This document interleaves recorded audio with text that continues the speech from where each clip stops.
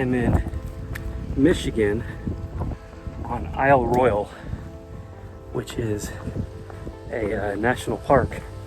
It's an island way out in Lake Superior. So this morning I took a 4-hour ferry ride from Copper Harbor, Michigan, which is way up at the tip of the UP. I'm gonna be here for 8 days, 7 nights.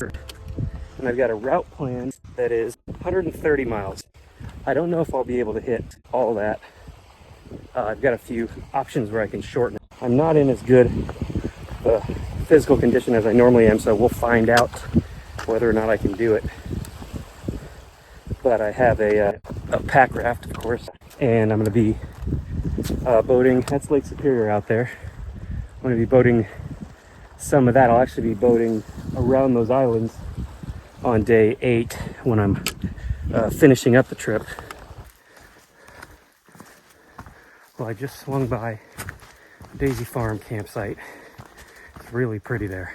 Now I've got about a 2-mile climb up to the top of the Greenstone Ridge to hit the Greenstone Trail, and then like 4-ish miles to get to East Chicken Bone Lake. My pack weighs about 40 pounds. It is hot out here though. I had chosen this time of year so that it would hopefully be cool. I think the like average highs are 60, something like that. But the weather we've got out here is highs of 75 all week. So I'm gonna have to deal with that. As you can tell, I'm sweating quite a bit. The Greenstone Ridge Trail keeps popping out onto the ridge, but it's mid-afternoon and the lack of shade is a little painful for me right now. So I'm up on top of the Greenstone Ridge now.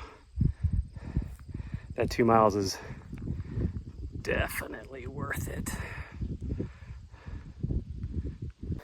I brought a filter on this trip. I don't usually use filters because they give me so many problems and they're so slow. Kind of a pain in the butt compared to Aquamira. But I stopped and was going to filter a liter of water, and my filter is completely clogged.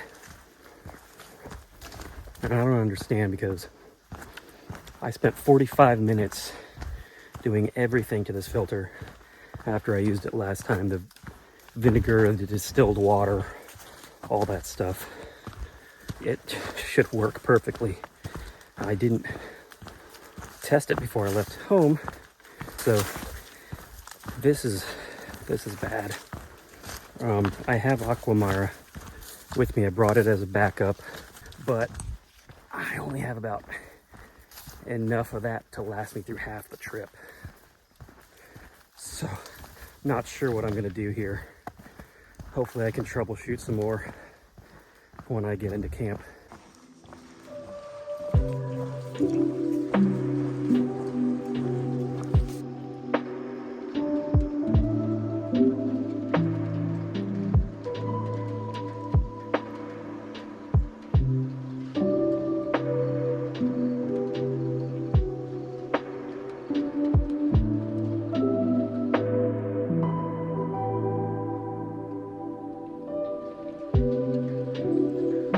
I had a good night's sleep last night. Chicken Bone Lake campsite, which is not within sight of Chicken Bone Lake, unfortunately. Got my stuff mostly packed up, and I'm getting ready to carry it down there and start paddling today. All right, I'm on Chicken Bone. Some geese off there in the distance. I gotta go around that point. I might have to disturb them. It's really peaceful and pretty out here.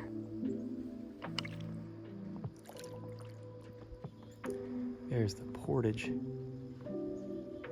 can see the little post with the P on it. Looks like that's visible enough. I'm glad. I didn't know if I was gonna have to be really searching for these all day or what.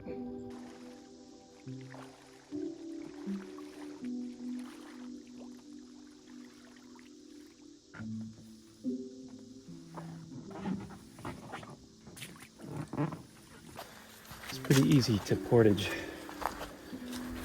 with a Packraft. Just one trip.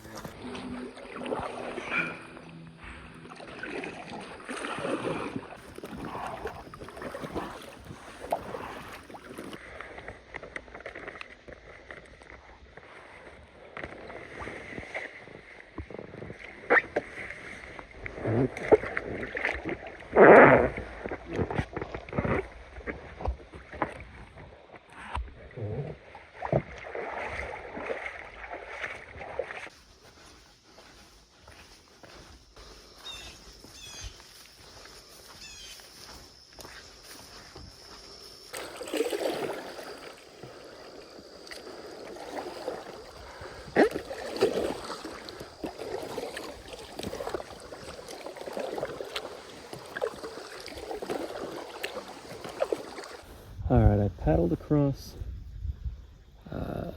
Chicken Bone Lake, Lake Livermore, and now I'm in Lake Lesage. After that, let's see, what do I have? Lake Ritchie, Intermediate Lake, and then the big one, Siskiwit Lake. And I'm making pretty decent time paddling, like 2.5 miles an hour or so in the Scout without too much effort. I made this little splash deck here just to try to keep water out of the boat on these crossings, and it's working pretty well.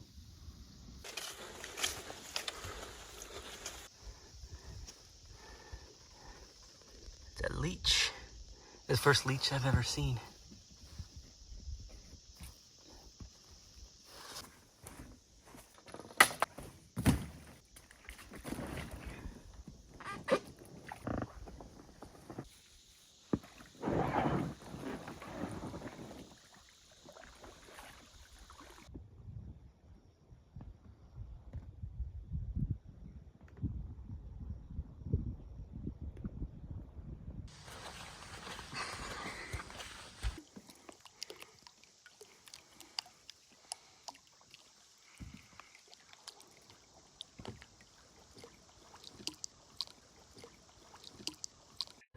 Yeah, if you've never made it out to this national park, it's well worth it.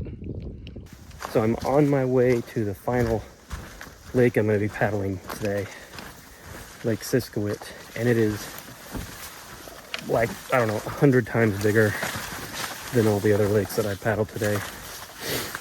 It's not that much further. I mean, it's maybe like 5 times the miles or something, but it's wide open, and I'm going to have to be contending with wind. And I also want to visit Ryan Island in the middle of it, which kind of complicates things because I'm going to have to put myself out into the middle of the lake. We'll see there. The wind today hasn't been that bad, but it may be considerably worse in the middle of that lake. So I am a little bit nervous. All right, I'm doing it. Siskiwit Lake, that's Ryan Island out there. Headed toward there. I have no idea how long it's going to take me. That was a white wolf.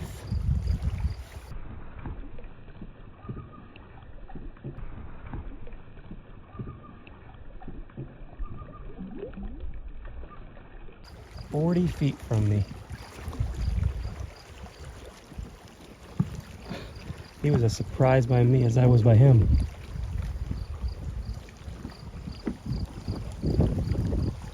There he is.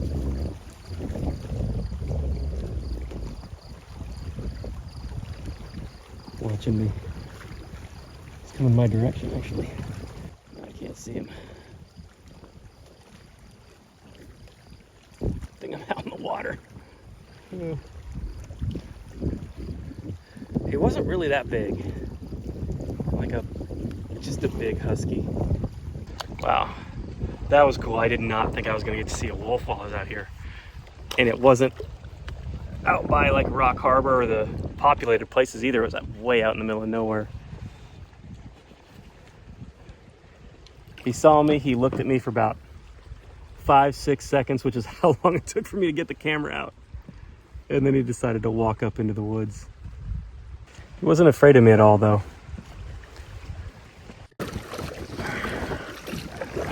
Headed toward Ryan Island. Still on my way out to Ryan Island. I've been paddling for like 45 minutes and kind of almost there. Little break spot here. So I finally landed on Ryan Island. Ryan Island is the biggest island in Siskiwit Lake, which is the biggest lake in Isle Royale. And then Isle Royale is the biggest island in Lake Superior, which is the biggest lake. So I'm currently standing on the biggest island in the biggest lake, and the biggest island in the biggest lake, which is the whole reason I paddled out here. I just want to be able to say that. But it is really cool because on the way out I got to see a wolf. I can't believe I saw a wolf. I was not anticipating seeing one. And like on the North Shore, Lake Siskiwit is like pretty much as far as you can get from either of the two human settlements on this island. And the wolves, it's 2024. The wolves this year have figured out that they can go into the human controlled areas and they can find food there. So I kind of anticipated seeing one in Rock Harbor or somewhere like that, but it's really cool that I got to see one out here. The Rangers have formed a paintball team, and they're shooting at the wolves to try to deter them, but it's not working that well. And they've put like a wolf, kind of like bear boxes, but wolf boxes out at the major campsites for people to put their food in. I guess wolves are coming into people's camps and stealing food while they're asleep. So I usually will just put my food under my legs and I'll sleep that way with it, but I'm not doing that on this trip, especially not after I saw that guy.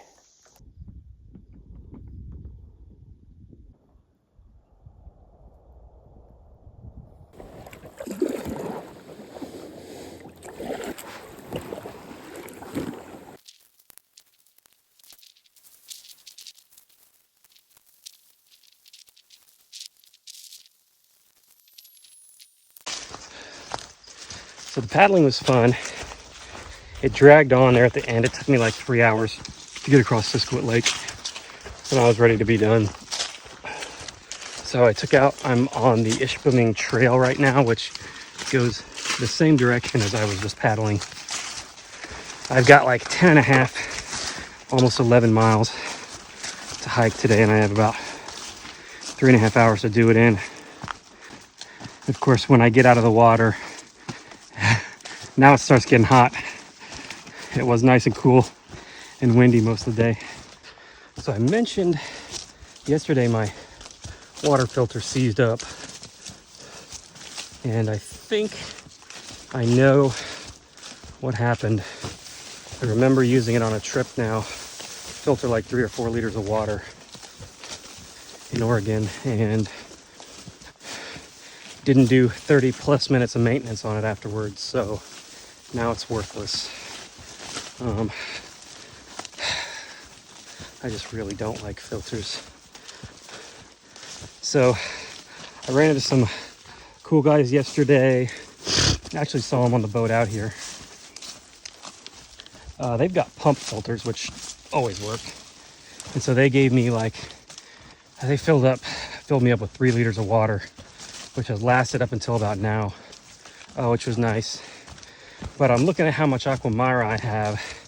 And the cool thing about Aquamira is you can have the amount that you use if you double the treatment time.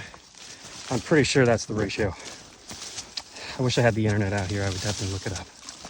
But that's what I'm going to go with. And so in that case, and plus those 3 liters that the guys gave me, I think I'm going to have enough Aquamira to make it through the rest of the trip. But I am going to, because those parasites that the Aquamira doesn't kill, I'm going to go ahead and try to either take most of my water from Lake Superior, which is going to be fine, or if I'm doing from the inland lakes, then I'm going to need to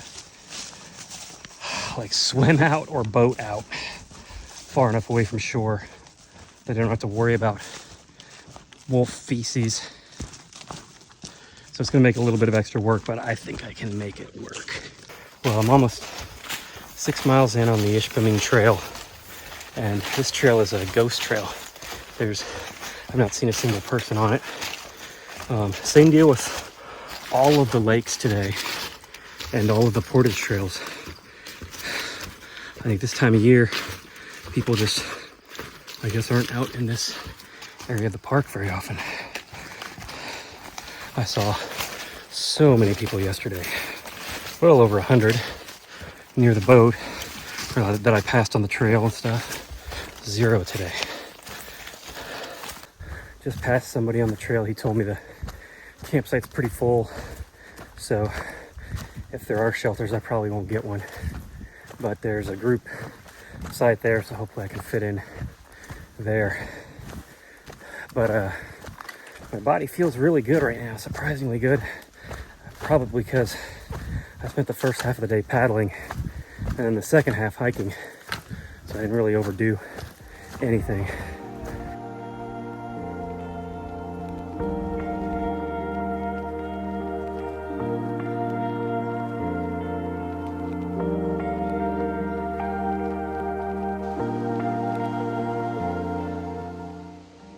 I made it to South Lake DeSoar last night. It was dark by the time I got here. I just set up, I was pretty tired. I just set up camp and immediately went to sleep in the first spot I could find. I didn't look around or anything, but I got, I don't know, 10 hours of sleep or something. So I'm feeling a lot better. Today's my easy day. So I can just kind of hang out this morning, and I'm gonna cook breakfast. Here's my my tarp set up, all my gear laid out.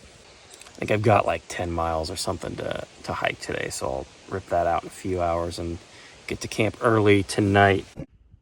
So because I don't have a filter, I'm trying to stay as far away from shore when I get my water as possible. So I went ahead and blew up the boat and paddled a couple 100 feet out here into Lake DeSoar to grab 3 liters of water this morning, and then that'll hopefully be enough to get me to my next camp. So I had a lazy morning, made it out of camp about noon, and I'm headed west on the Minong Ridge trail right now. Very pretty out here. I can tell today's gonna be hot though.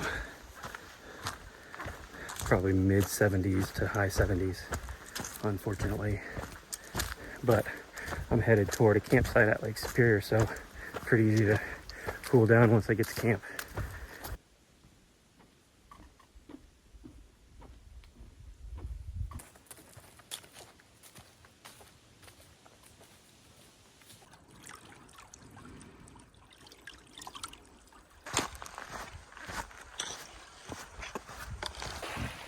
So I think those are moose tracks.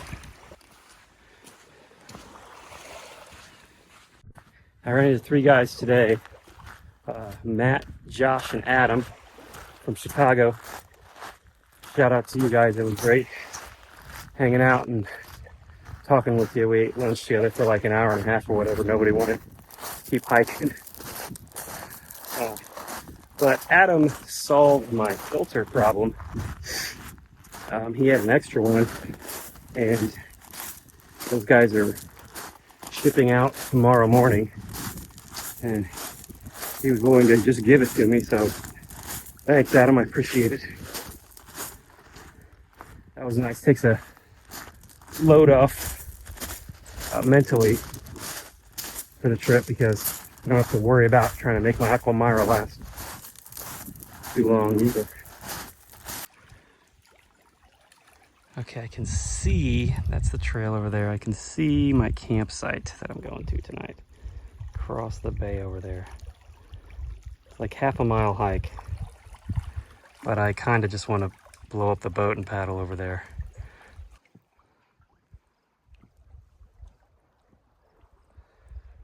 I'm getting hot. I'm feeling paddling. Oh wow, this is only really clear here. It's like 10 or so feet deep. A nice sandy bottom. That's cool.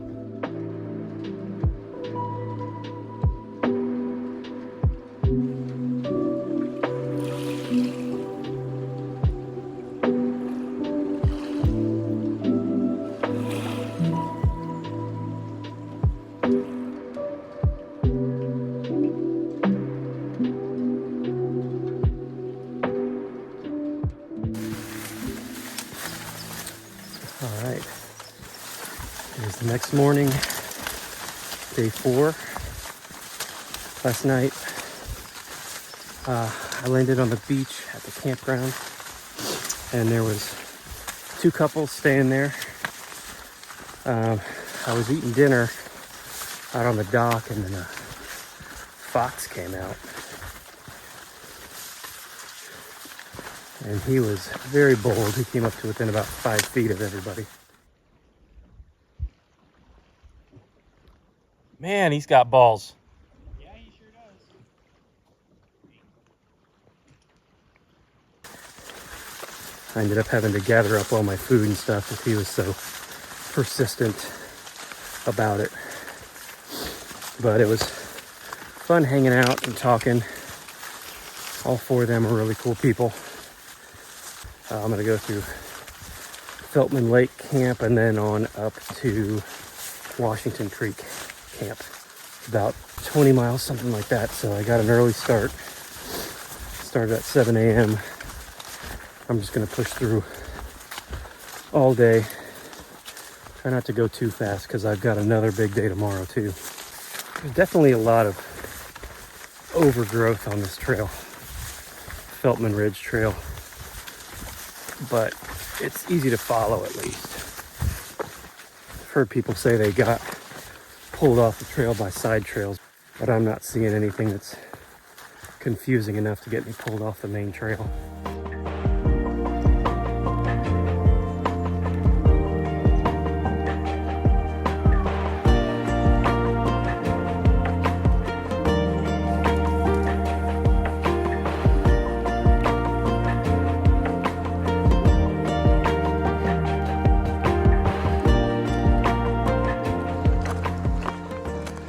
There's the Feldtmann Tower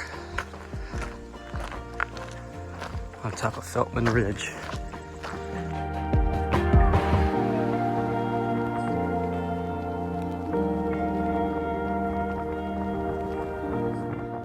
It's a lighthouse. The map says it was built in 1908. Trail goes right on top of that ridge.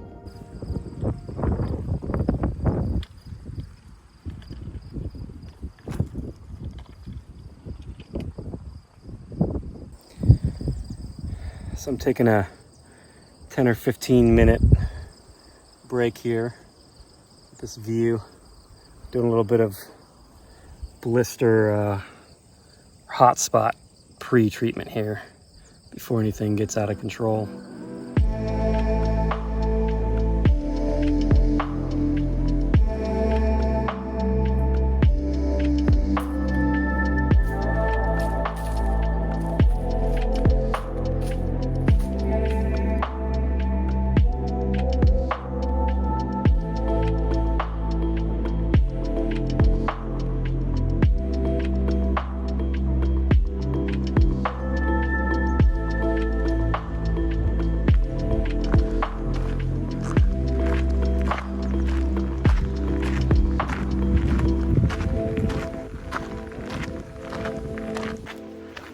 Each one of these is 2 bear vaults that they have to put in so that backcountry campers can store our food and keep it away from the wolves.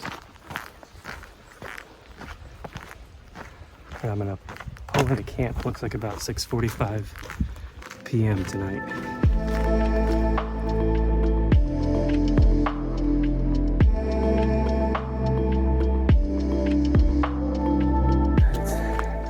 Almost 8 a.m.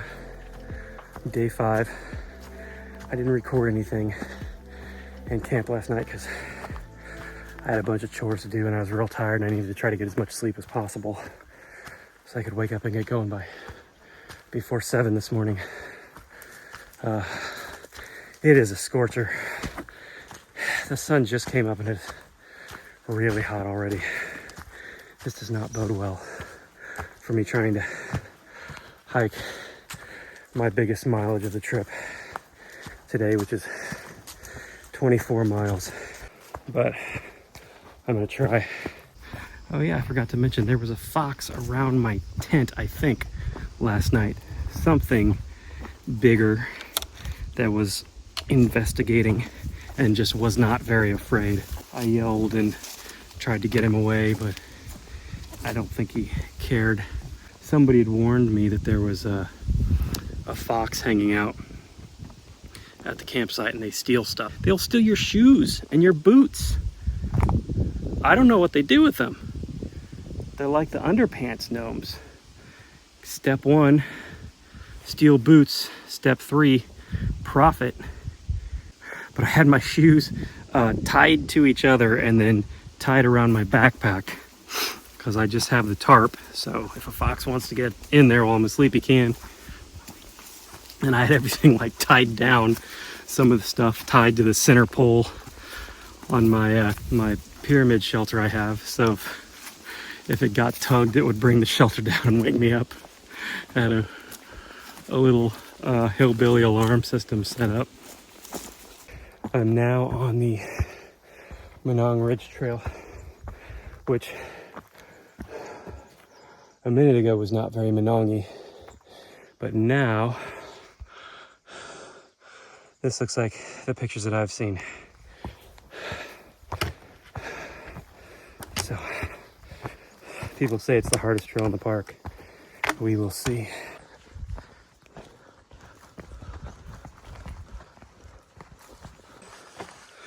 There's something creepy about walking across these long boardwalks.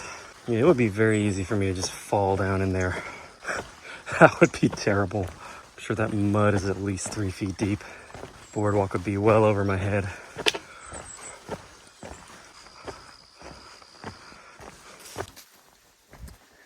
Okay, I'm 5 miles in today. It's still hot, but it's overcast, so it doesn't seem like it's getting much hotter, so that's good. The Minong Ridge is a difficult trail. I'm averaging like 2.5 miles per hour, but I'm having to push to get that. And I just checked, I've got 1,000 feet of elevation gain in. So doing some quick math, I may get up around 5,000 feet of gain today, which is a serious amount for not being in the mountains.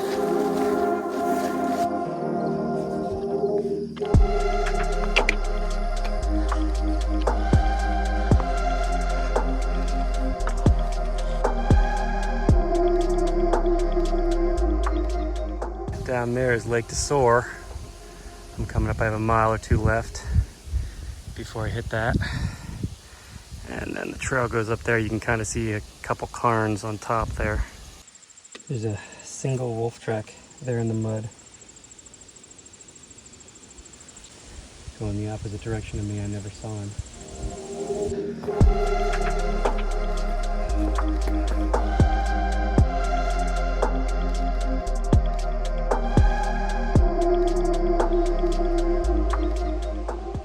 I made it to North Lake DeSoar. It's about 12:20. My GPS says it was only 11.7 miles here from the Wendigo campsite instead of 13.1, so that was nice. All right, I'm back on the trail. It took like a 45-minute break.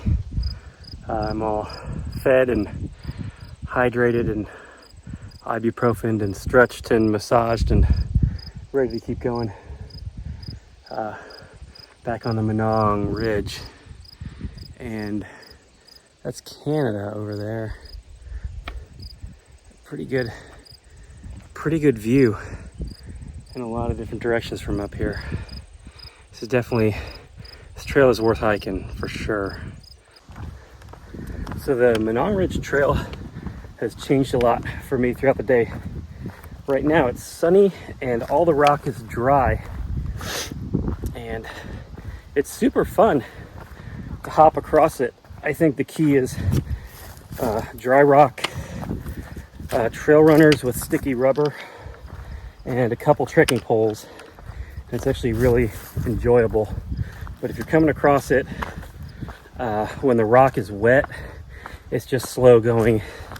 It is dangerous. You got to be real careful, and it's not really fun either.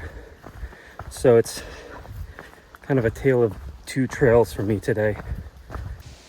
So here's the turnoff for Little Todd Harbor. I'm feeling great. My body's hitting on all cylinders, so I'm definitely going to go on to Todd Harbor. And this is one of the very, very few streams I've seen that's actually flowing and I would take water from. There's a bull moose out there.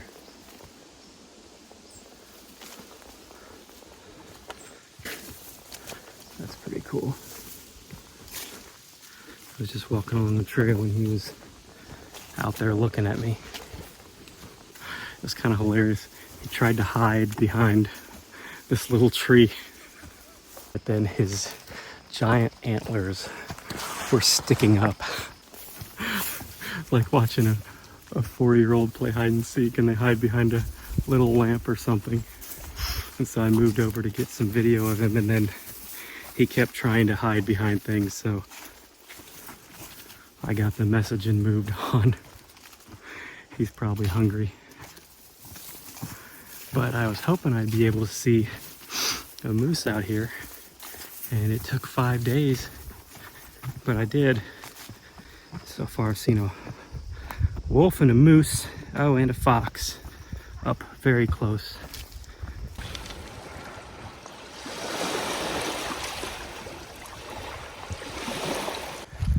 I am the only person in this entire camp.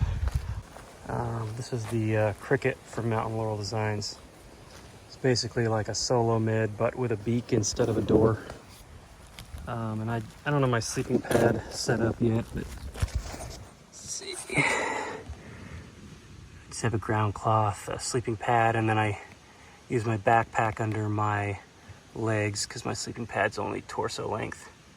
And then PFD as a pillow, and then I have my gear just kind of scattered around here. I've got a few other pieces of gear over here that I haven't put in place yet, but just real simple, and there's enough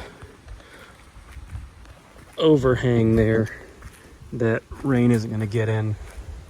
I'm going to have to come down at a pretty extreme angle to get me wet, and I can always kind of retreat further back into there too.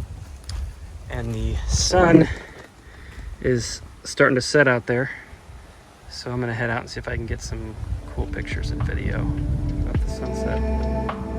Jeez, this promontory is like 75 feet from my camp.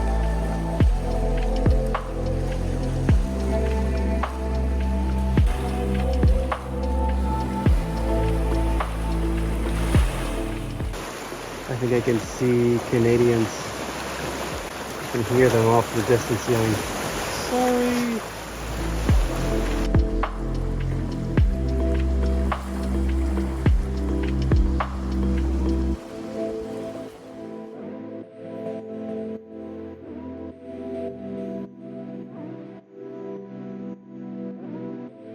So I closed up my food bag last night, and this little moth apparently was in there, and he's still alive in the morning.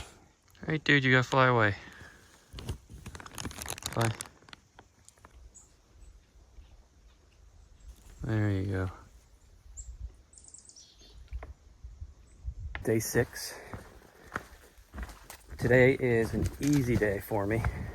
I slept until, I don't even remember. I got 12 hours of sleep last night. I needed that. And I didn't get going until 1:30 p.m. So had an easy morning in camp. Today I've got about a 7-ish mile hike from Todd Harbor out to, let's see, McCargo Cove. And then I'm gonna transition there and paddle about 4 miles or so from McCargo out to Pickerel Cove, which is a paddle-in campsite.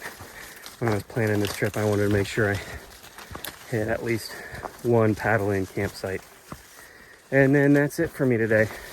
This section of trail east of Todd Harbor has been very mellow and easy to hike. So I'm at the McCargo Cove campground. They have these really cool signs.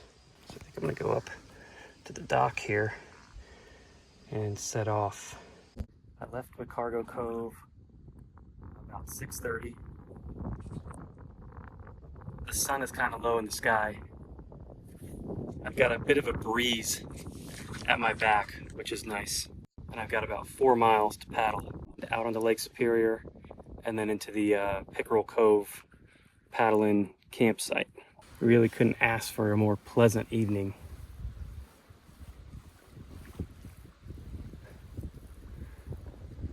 This is awesome.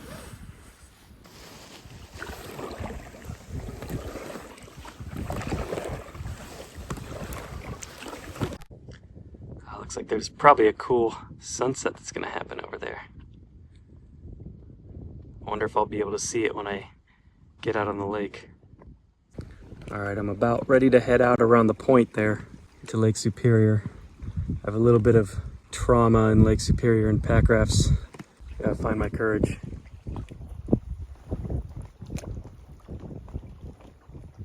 Yeah, they're pulled around one of the points here, and there was a pretty cool sunset going on over there.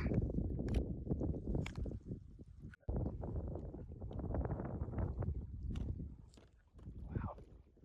So that's, I think, Sleeping Giant Provincial Park, maybe? Looks pretty cool. I can't paddle. I gotta keep stopping and making these videos.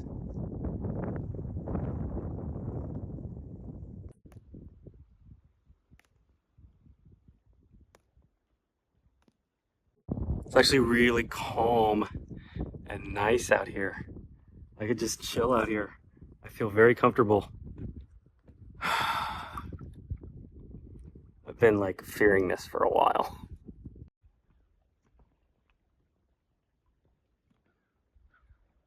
There's about a dozen seagulls over there.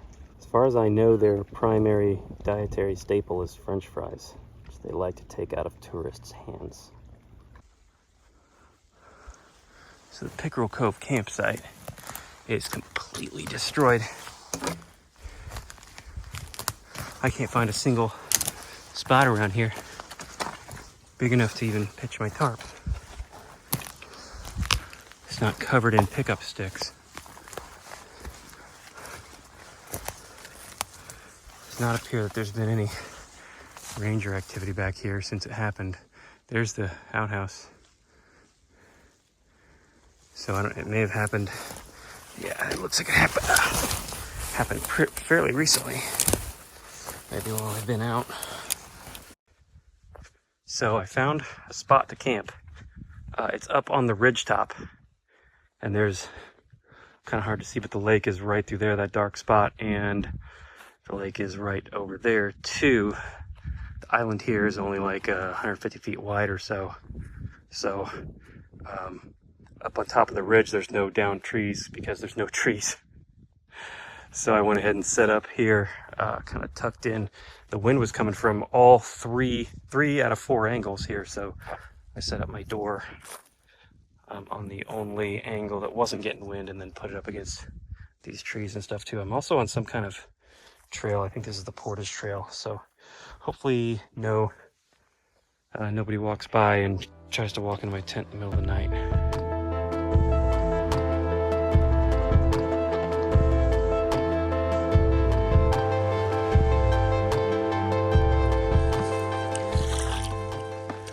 About 6:50 or 7 a.m. I'm underway. Gotta go up this channel, then hit a big cove on the right for my first portage. Probably about 4 miles of paddling initially, I think.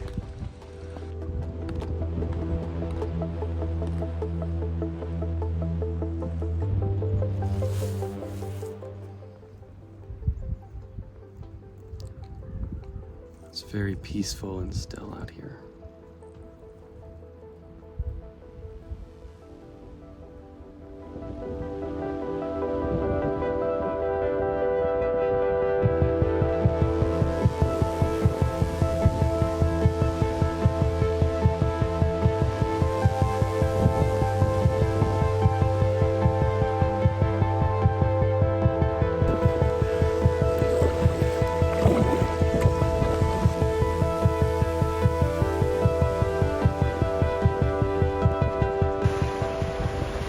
Just paddled across that. can't see it around the point here, but there's uninterrupted fetch all the way into Canada. So you got a decent amount of wind coming into. It doesn't look like that much on camera, but there's probably 18-inch swells out there with a lot of breakers. And I was having flashbacks of my bad time at Pictured Rocks. So I made it off the lake. Did a little portage. Now I'm back on the lake. Taking a little break here. Some snacks. Drink some water. Try to dry my shorts out. I'm about halfway through today's paddling.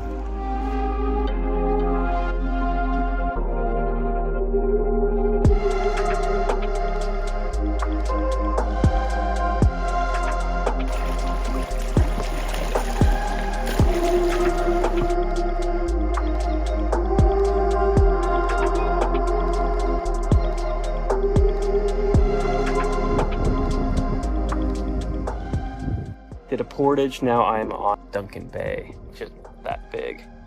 I'm trying to find a portage trail on the other side. It'll be interesting to find it because there's no like features on the far side that I can sight off of. Oh shoot, looks like there was a fire over there. Yeah, it's destroyed. I got off the lake and I climbed about 200 feet up to the trail. Now I'm headed east on the Greenstone, about 1.5 miles to Lookout Louise, and then I'm gonna turn around and come back and continue with the rest of the trip. But I definitely wanted to hit Lookout Louise while I was out here. This is the view from Lookout Louise. So earlier today, I paddled around that point. It's pretty cool to be able to look back and see everywhere I've been. Lookout Louise is definitely worth coming up here for if you're in the area.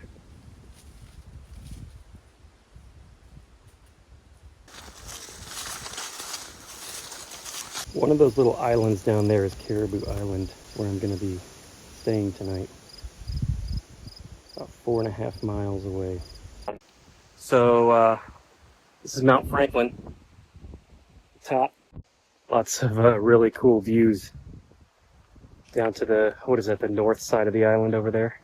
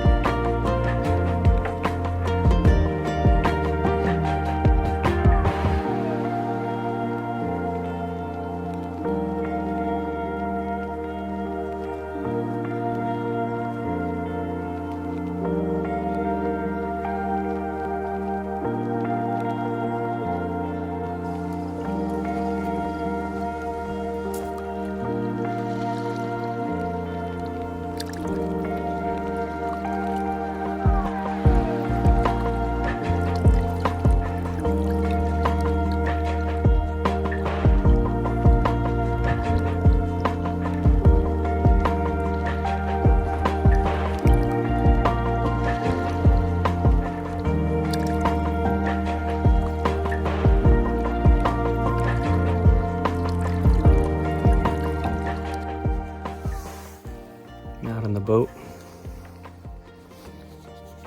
paddling over to Caribou Island campsite, and the lake is so calm right now.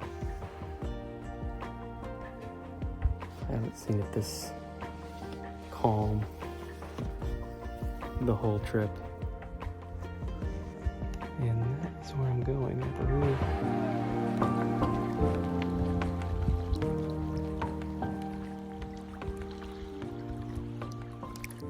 So I landed on a campsite, and this is a luxury. Every campsite has an outhouse, but this one is, Caribou Island is brand new, and it's made of cedar, and when you go inside it smells like cedar, not years of poop. So that's awesome. Can't wait to use it.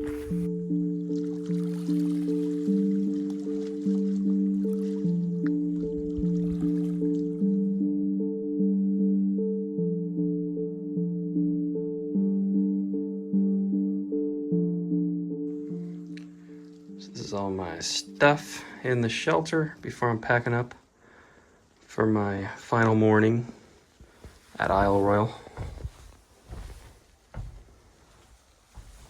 Had a great view this morning of the sunrise over there. I'm all geared up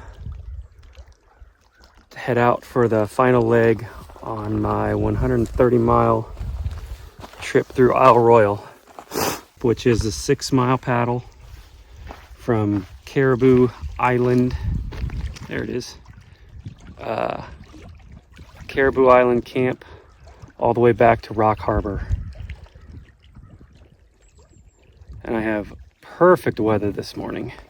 Totally calm, hardly any wind, nice easy flat water.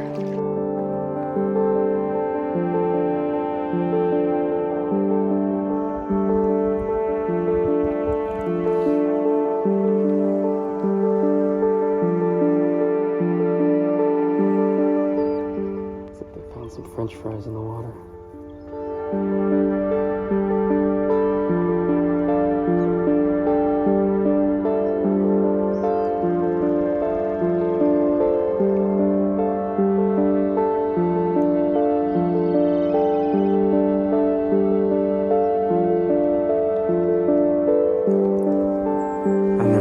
Channel right now between two islands. Just paddle up through them. I'm about halfway back to Rock Harbor from Caribou Island right now. Two beavers right there, you can see their heads. Submerged. I can hear the queen. She's coming in. I think she's gonna get there about the same time I do. There's the pier over there. My first visit here has been awesome. And I did just about everything I wanted to do and saw just about everything I wanted to see. I got lucky being able to see a wolf on Lake Siskiyou, and then got to see a moose. I'm gonna catch my boat out of here, and I'm definitely looking forward to getting back home and seeing my wife.